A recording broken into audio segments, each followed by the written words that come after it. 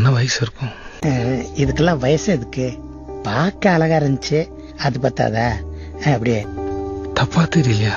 இங்க பாரு, எனக்கு இங்க வரணுங்கிற எண்ணெல்லாம் எதுவுமே கிடையாது. என் கூட்டாளி இந்த வீட்டுக்கு தான் வரணும்னு கூட்டு வந்தா, அதான் அதான் வந்துட்டேன். வலிக்குது, விட்டுருங்க விட்டுருங்க விட்டுருங்க. இங்க பாரு, இங்க பாரு, நான் நினைச்சிருந்தேன்னு வச்சுக்க, அந்த குப்பை தொட்டிய இப்படி நசுக்கி தூக்கி போட்டிருப்பேன். நான் செஞ்சனா? செய்யல.